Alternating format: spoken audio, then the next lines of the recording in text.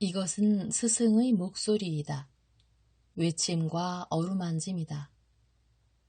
이 목소리가 회개하기를 원치 않는 사람들에게 말할 때에는 외침이 되고, 비록 불완전하더라도 하느님과 그분의 말씀을 찾아내려는 착한 뜻을, 하느님과 그분의 말씀을 찾아낸 다음에는 자기를 거룩하게 하려는 착한 뜻을 가진 사람들에게 말할 때에는 어루만짐이 된다.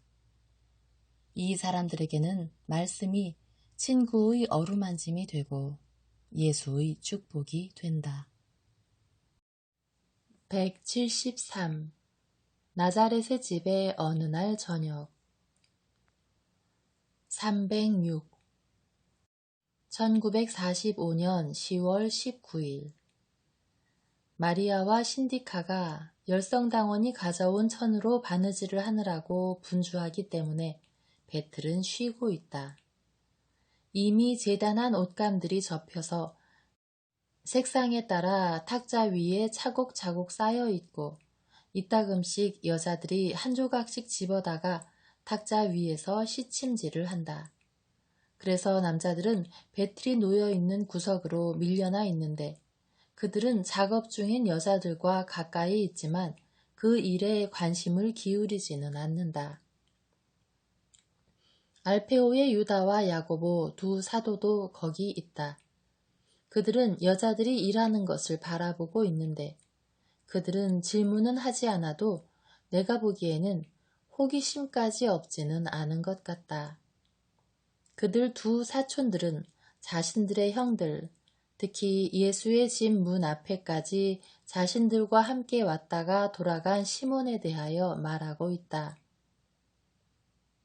시몬 형의 아이가 아프기 때문에 라고 야고보가 그 슬픈 소식을 완화하고 아울러 자기의 형을 변명해 주기 위하여 말한다. 그러나 유다는 더 엄격한데 그가 이렇게 말한다. 바로 그렇기 때문에 형이 여기 와야 했어. 형도 정신이 멍해진 모양이야. 하긴 알페오와 두 제자만을 빼놓고는 나자렛 사람들 모두가 멍청해져 있어. 그런데 지금 그 두 제자는 어디 있는지도 모른단 말이야. 나자렛이 다른 좋은 것을 아무것도 가지고 있지 않다는 건 분명해. 착한 것은 마치 우리 마을에는 맛이 나쁜 물건인 것처럼 죄다 뱉어버리고 말았으니까 말이야. 그렇게 말하지 마라. 내 영혼을 해치지 마. 그것은 그들의 탓이 아니다. 예수께서 부탁하신다. 그럼 그게 누구 탓입니까? 여러 가지 원인이 있다. 꼬치꼬치 캐묻지 마라. 하지만 나자렛의 모든 사람이 적대적인 것은 아니다. 어린이들, 그건 그들이 어린이들이니까요. 그리고 여자들, 그건 그들이 여자들이니까 그렇습니다. 하지만 어린이들과 여자들이 선생님의 나라를 주장하지는 못할 거라고요. 왜 못하느냐, 유다야. 너는 잘못 생각하고 있다. 오늘의 어린이들은 내일의 제자들일 것이고 나라를 온 세상에 전파할 거야. 그리고 여자들은 왜 여자들이 그 일을 할 수 없다는 말이냐? 선생님께서는 분명히 여자들을 사도들로 만드실 수는 없을 겁니다. 기껏해야 그들이 선생님께서 말씀하신 대로 제자들을 돕는 여자 제자들이나 될 거고요. 사촌, 미래에 너는 많은 것들에 대한 네 견해를 바꾸게 될 거다. 그러나 나는 네 생각을 바꾸게 하려고 시도하지도 않을 거야. 나는 여러 세기 동안에 여자들에 대한 잘못된 개념들과 선입관의 결과로 너희에게 내려온 사고방식과 충돌할 테니까. 다만 나는 여자 제자들과 남자 제자들 사이에서 네가 보는 차이와 여자 제자들이 내 가르침에 어떻게 반응하는지를 관찰하고 유심히 보기를 부탁한다. 너는 시간과 영웅적인 태도의 순서로 말하자면 첫 번째 여자 제자였고 지금도 그러한 내 어머니를 비롯한 여자 제자들이 너희 남자 제자들보다 낫다는 것을 보게 될 거야. 내 어머니는 나에게 충실하기 때문에 자기를 비웃는 이 고장의 모든 사람들에게 용감히 맞서고 있고, 나에게 충실하기 때문에 비난을 아끼지 않는 자기 혈육의 목소리에도 맞서고 있기 때문이다. 그건 인정합니다. 그건 사실이에요. 하지만 나자렛에 어떤 여자 제자들이 있습니까? 알페오의 딸들, 이스마엘의 어머니와 아세리의 어머니, 그리고 그들의 자매들 뿐입니다. 너무 적어요. 저는 이 모든 것을 보고 싶지 않기 때문에 다시는 나자렛으로 돌아오고 싶지가 않습니다. 가엾은 어머니, 너는 그분에게 큰 고통을 드릴 거야. 마리아께서 대화에 끼어드시며 말씀하신다. 그건 사실입니다. 야고보가 말한다. 그분은 우리 형들이 예수님과 우리와 화해하기를 몹시 바라셔. 나는 그분이 그것만을 바라신다고 생각해. 하지만 우리가 멀리 떨어져 있어서는 분명히 그렇게 할 수가 없을 거야. 지금까지 나는 네 말을 듣고 지켜보고 있었지만 내일부터는 나가서 사람들과 접촉을 해보겠어. 우리는 이방인들에게도 복음을 전해야 하는데 왜 우리 고장에는 복음을 전하지 말아야 하겠어? 나는 우리 고장이 그토록 악해서 바뀔 수도 없는 곳이라고 믿고 싶진 않아. 유다 타데오는 대답하지 않지만 분명히 짜증이 나 있다.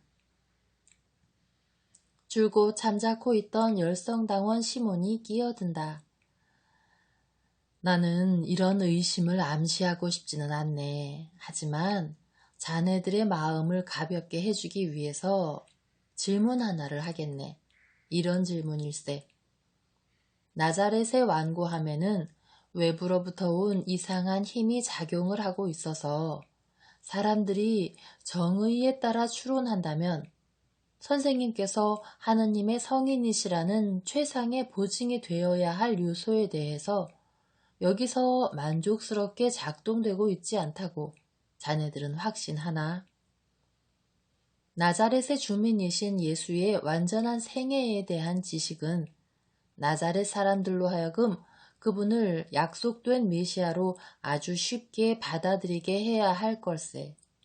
나는, 그리고 나와 함께 나자렛의 많은 내 연배의 사람들은 자기들보다 더 많이 자칭 메시아들을 적어도 평판으로는 알았었네.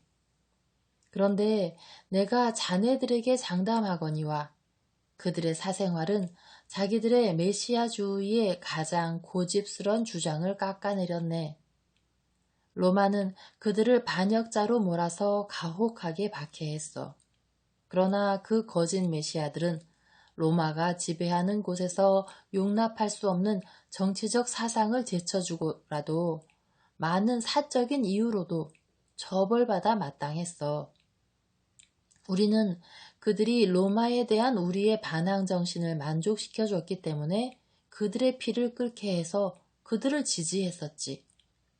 우리가 우둔해서 그들이 약속된 왕이라고 생각했었기 때문이었네. 선생님께서 진리를 분명히 밝혀주실 때까지 우리는 그렇게 믿고 있었는데 불행히도 그분께서 밝혀주신 진리조차 우리가 믿어 마땅한 대로, 즉 전적으로 믿지는 못하고 있네. 그 거짓 메시아들은 국가의 독립과 이스라엘 왕국의 재건에 대한 희망으로 실망한 우리의 영혼들을 달랬었네. 그러나 그것은 얼마나 끔찍하겠나. 그것은 얼마나 더덥고 부패한 왕국이었겠나. 아니야, 사실 그 거짓 메시아들을 이스라엘의 왕들이라고, 언약된 왕국의 창건자들이라고 부르는 것은 메시아 사상의 품격을 심하게 떨어뜨리는 것이었네. 그분 안에서 거룩한 삶은 심오한 가르침과 합쳐졌네. 그리고 다른 도시도 아닌 나자렛은 이것을 잘 알고 있지. 나는 나자렛 사람들이 모르는 예수님의 초자연적인 출생에 대한 불신을 이유로 나자렛 사람들을 비난할 생각은 없어. 하지만 그분의 삶이 그토록 큰 증오, 그토록 철통 같은 저항, 그토록 커진 저항은 혹시 적들의 조종에 그 기원을 둔 것은 아닐까? 우리는 예수님의 적들을 알고 있네. 우리는 그들에게 어떤 역량이 있는지도 알고 있네. 그들이 그리스도의 사업을 파괴하기 위해서 모든 곳에서 우리를 앞서가거나 우리와 함께 다니거나 우리를 따라다니는데 그들이 여기서만은 활동하지 않고 방심하고 있을 거라고 자네들은 생각하나? 나자렛 사람들만이 죄인들이라고 비난하지 말게. 차라리 예수님의 원수들에 의하여 잘못된 길로 들어선 나자렛을 위해서 울게. 시몬아, 내 말이 참으로 옳다. 나자렛을 위하여 울어라. 예수께서 말씀하신다. 그분께서는 몹시 슬퍼하신다. 엔도르의 요한이 발언한다. 우호적인 요소가 불리한 요소로 바뀐다는 시몬의 말은 참으로 옳습니다. 사람의 생각이 정의에 따르는 일은 드물기 때문입니다. 여기서의 첫째 장애는 우리 예수님의 비천한 탄생, 비천한 유년기, 비천한 소년기, 비천한 청년기입니다. 진정한 가치는 소박한 외양 속에 숨어있는 반면 보잘것없는 사람들은 대중에게 자기를 주장하기 위하여 위장한다는 것을 사람들은 잊어버립니다. 그럴 수도 있을 거야. 하지만 어떤 것도 내 동향인들에 대한 내 의견을 바꿔놓지는 못할 거야. 그들이 무슨 말을 들었든 그들은 그분을 모르는 사람들의 말이 아니라 그분의 실제 행위에 따라 판단했어야 할 거야. 오랜 침묵이 흐른다. 복되신 동정녀께서 단을 만드시기 위하여 띠 모양으로 자르시는 천에서 나는 소리만이 이 침묵을 깰 뿐이다. 신디카는 아무 말도 하지 않지만 매우 주의 깊게 듣고 있다. 그녀의 태도는 항상 깊은 경의와 조심성을 나타내는데 그 태도는 마리아와 아이에게만 다소 부드러워진다. 그러나 아이는 바로 그녀의 발 앞에 있는 작은 수툴에 앉아 그녀의 무릎 위에 자신의 팔을 교차시켜 얹고 그 위에 자기의 머리를 얹은 채 잠들어 있다. 그래서 그녀는 움직이지 않고 마리아께서 헝겊 조각들을 건네주시기를 기다리고 있다. 정말 죄 없는 잠이로구나. 아이가 웃고 있어. 마리아께서 몸을 숙여 잠자는 아이를 들여다보시며 말씀하신다. 얘가 무슨 꿈을 꾸고 있는지 저는 궁금합니다. 시몬이 미소 지으며 말한다. 이 애는 매우 총명한 아이입니다. 이 아이는 빨리 배우고 명쾌한 설명을 원합니다. 얘는 아주 물샐 틈 없이 질문을 하고 모든 것에 대해서 분명한 대답을 원합니다. 때때로 저는 이 아이의 질문에 당황할 때가 있다는 것을 인정합니다. 특정 주제들은 이 아이의 나이를 초월하고 때로는 제 설명 능력까지 초월합니다. 유한이 말한다. 맞아요. 그날처럼. 유한, 당신은 기억하세요? 그날 당신은 아주 까다로운 2명의 학생들을 데리고 있었어요. 그리고 대단히 무식하기까지 한 생도들을요. 신디카는 조용히 미소 지으며 그윽한 눈으로 제자를 쳐다보면서 말한다. 요한도 미소 지으며 말한다. 그래요. 그리고 당신들은 아주 보잘것없는 선생을 가져서 그는 별 수 없이 진짜 선생님께 도움을 청해야 했었어요. 왜냐하면 어리석은 선생인 나는 내가 읽은 책들 중 어떤 책에서도 아이에게 해주어야 할 대답을 찾아내지 못했으니까요. 그것은 내가 여전히 무식한 선생이라는 것을 증명하는 것입니다. 인간의 지식은 여전히 무식이에요, 요한. 선생이 부적합했었던 게 아니라 선생이 되도록 그에게 주어진 게 부적합했던 거예요. 시시한 인간의 지식이요. 저에게는 그것이 얼마나 불구로 보이는지 몰라요. 그것을 생각하다 보면 저는 그리스에서 공경하는 어떤 신을 생각하게 돼요. 이교적인 물질주의만이 그리스인들의 승리의 여신에게서 날개를 없애버린다면 그 여신을 영원히 소유할 수 있다고 믿게 했어요. 그런데 그들은 승리의 여신에게서 날개들만을 떼어낸 것이 아니라 우리에게서 자유까지 박탈했어요. 우리의 믿음 안에서 승리의 여신이 날개들을 가지고 있는 편이 나았을 것입니다. 우리는 그 승리의 여신이 날아서 하늘의 벼락을 훔쳐다가 우리의 적들을 칠 수 있다고 믿을 수 있었을 거예요. 그러나 승리의 여신이 처한 상태에서 그녀는 우리에게 희망이 아니라 낙심과 슬픔만을 줄 뿐이었어요. 저는 그것을 보면서 고통을 느끼지 않을 수 없었어요. 그 여신은 자기의 날개들이 찢겨나간 것으로 인해서 고통당하고 자기 자신을 불구로 여기는 것 같았어요. 그것은 고통의 상징이었지 기쁨의 상징은 아니었어요. 그것은 실제로 고통의 상징이었어요. 사람들은 자신들이 승리의 여신에게 한 것처럼 지식에 대해서도 그렇게 해요. 사람들은 초자연적인 지식을 얻고 그래서 자신들에게 지식과 창조의 많은 비밀들에 대한 열쇠를 주는 지식의 날개들을 잘라버려요. 사람들은 지식의 날개들을 잘라버림으로써 그것들을 가질 수 있다고 믿었고 지금도 믿고 있어요. 그러나 그들은 지식을 지겹고 모자라는 것으로 만들어버렸어요. 날개 달린 지식이 바로 지혜일 거예요. 지금의 상태로는 지식은 부분적인 이해에 지나지 않아요.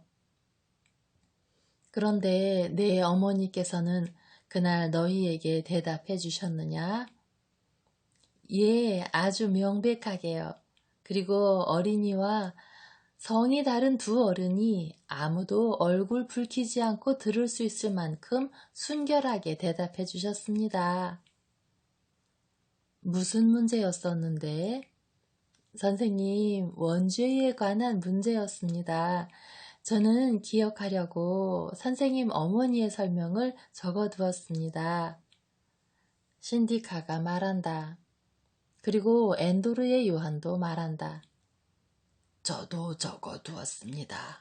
저는 어느 날 저희가 이방인들 가운데 가게 된다면 이것이 저희가 설명해 주도록 요구받을 논점들 중에 하나라고 생각합니다. 그러나 저는 저희가 이방인들 가운데 갈 것이라고 생각하지는 않습니다. 왜냐하면 요하나, 너는 왜 그렇게 생각하느냐? 제 여생이 얼마 남지 않았으니까요. 하지만 너는 기꺼이 가기는 하겠느냐? 저는 편견을 가지고 있지 않기 때문에 이스라엘의 다른 많은 사람들보다 더 기꺼이 갈 것입니다. 그리고 또, 이 때문에도 그렇습니다. 저는 진티움과 아나톨리아 지방에서 이방인들 사이에서 나쁜 모범을 보였기 때문에 제가 악을 행한 곳에서 선을 행하기를 바랐기 때문입니다. 제가 실천해야 할 선행은 당신의 말씀을 그곳으로 가져가 당신을 알리는 것입니다. 그러나 그것은 저에게 너무 큰 영광일 것입니다. 저에게는 그럴 자격이 없습니다. 예수께서는 미소 지으시며 그를 바라보시지만 그 문제에 대하여 다른 말씀을 하지는 않으신다. 그분께서 물으신다. 그럼 너희는 나에게 더 질문할 것이 없느냐? 저에게는 하나 있습니다. 이 질문은 며칠 전 저녁에 선생님께서 한가함에 대하여 이 아이에게 말씀하실 때 떠올랐어요. 저는 해답을 얻으려고 애썼지만 성공하지 못했습니다. 저는 저희의 손이 일하지 않고 저희의 영혼이 당신의 손 안에서 하느님께로 올라가는 안식일을 기다려 선생님께 여쭈려고 했습니다. 신디카가 말한다. 우리가 취침할 시간을 기다리고 있는 지금 나에게 물어라. 선생님, 이렇습니다. 당신께서는 영적인 일에 태만한 사람은 약하게 되고 영적인 질병에 걸리는 경향을 가지게 된다고 말씀하셨습니다. 그렇지요. 그렇다. 그런데 그것은 제가 선생님과 선생님의 어머니에게서 원죄와 그것이 우리에게 미치는 결과, 그리고 우리가 선생님을 통해서 그 죄로부터 해방될 것이라는 사실에 대해서 제가 들은 것과는 배치된다고 생각합니다. 선생님께서는 구속으로 원죄가 지워질 거라고 저에게 가르쳐 주셨습니다. 원죄가 모든 사람에게 없어지지 않고 다만 선생님을 믿는 사람에게서만 없어진다고 제가 말한다면 제 말이 틀리지 않는다고 저는 생각합니다. 그것은 사실이다. 그럼 저는 다른 사람들은 제쳐놓고 구원받은 사람들 중 한 사람만을 다루겠습니다. 저는 그 사람이 구속받은 상태에 있다고 여길 거예요. 그의 영혼은 더 이상 원죄로 얼룩져 있지 않습니다. 그렇기 때문에 그는 다시 한번 우리의 첫 조상들이 가졌던 것처럼 은총을 소유하게 됩니다. 그렇다면 그것이 그 영혼이 아무리 무력해도 공격당할 수 없는 기운을 주지 않겠습니까? 선생님께서는 사람은 개인적인 죄도 짓는다고 말씀하시겠지요. 저도 동의합니다. 하지만 본죄도 선생님의 구속을 통해서 소멸할 거예요. 저는 선생님께 어떻게 해서 그렇게 되는지는 선생님께 여쭙지 않겠습니다. 저는 그 구속이 실제로 있었다는 증거로서 선생님께서 어떤 수단들, 어떤 상징들을 남겨놓으실 거라고 짐작합니다.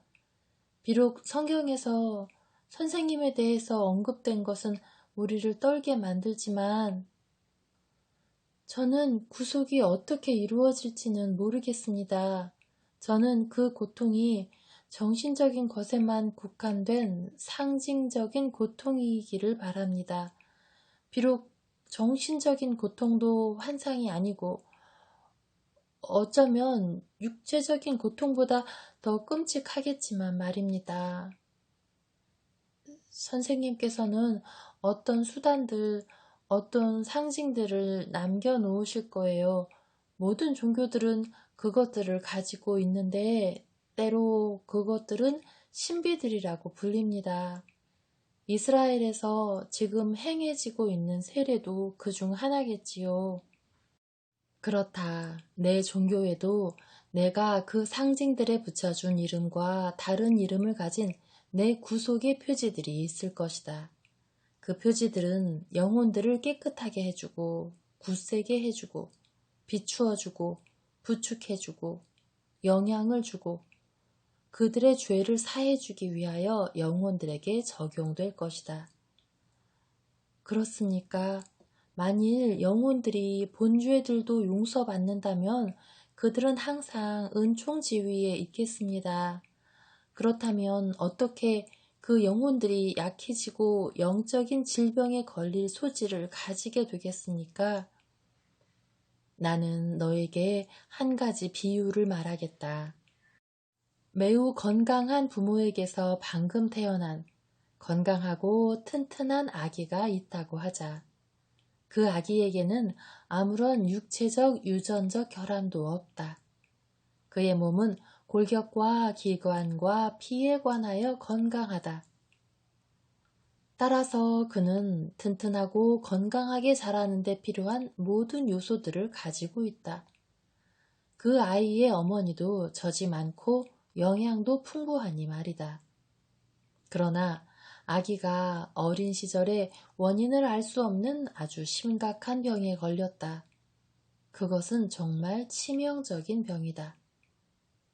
그러다가 생명이 그 작은 육체를 떠나려는 순간 그를 살아있게 해주시는 하느님의 자비로 그는 어렵게 병에서 회복되었다. 그렇다면 그 아이가 나중에 그 병을 앓지 않았던 것과 마찬가지로 튼튼할 거라고 너는 생각하느냐? 그렇지 않다. 그는 항상 병약한 상태로 살게 될 것이다. 눈에 보이지 않는다 해도 그 약함이 있기는 할 것이고 그 아이는 병을 앓지 않았을 경우보다 훨씬 더 쉽게 병에 걸릴 가능성을 가지게 될 것이다. 그 아이의 어떤 기관은 전처럼 건강하지 못할 것이고 그 아이의 피도 전보다 강하고 깨끗하지 못할 것이다. 그래서 그 아이는 병에 더 쉽게 걸릴 것이고 그가 병에 걸릴 때마다 병에 걸릴 위험에 점점 더 노출되게 될 것이다. 영적인 영역에서도 이와 마찬가지다. 나를 믿는 사람들에게는 원죄가 지워질 것이다. 그러나 영혼들은 원죄가 없었다면 그들이 가지지 않았을 죄에 대한 경향을 여전히 가지고 있을 것이다. 그렇기 때문에 마치 세심하게 배려하는 어머니가 소아병으로 인하여 약해진 채로 있는 어린 아들을 위하여 하듯이 끊임없이 자기의 영혼을 관찰하고 돌보아야 한다. 그러므로 너희는 한가해지지 말고 항상 성덕에 있어 더 굳건해지려고 애써야 한다. 만일 누군가가 게으름이나 냉담에 빠진다면 그는 더 쉽게 사탄의 유혹에 넘어갈 것이다. 모든 중한 죄는 중병의 재발과 비슷해서 질병들과 영적 죽음에 대한 소양을 가지게 할 것이다.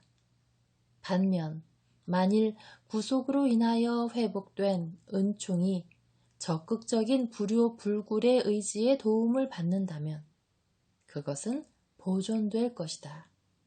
아니, 그것은 더 커질 것이다. 왜냐하면 그것은 사람이 얻은 성덕과 연관될 것이기 때문이다. 성덕과 은총, 하느님께로 날아 올라가는 데 있어 얼마나 안전한 날개들이냐. 너희는 알아들었느냐? 예, 저의 주님, 선생님, 즉 지극히 거룩하신 삼위일체께서 사람에게 기본적인 수단을 주십니다. 사람은 자기의 노력과 주의로 은총을 죽이지 말아야 합니다. 저는 알아들었습니다. 선생님께서 저희에게 남겨주실 표지들은 저희에게 건강을 돌려줄 것입니다. 그것은 사실입니다. 그러나 죄와 싸우기를 거부하는 완고한 죄인이 매번 용서받는다 해도 그는 매번 더 약해질 것입니다. 그러므로 우리는 멸망하지 않기 위해서 깨어 있어야 합니다. 선생님, 고맙습니다. 마륵지암이 잠을 깨는군요. 밤이 깊었습니다. 그렇다. 다 같이 기도하고 쉬러 가자. 예수께서 일어서시고 모두들 따라 일어선다.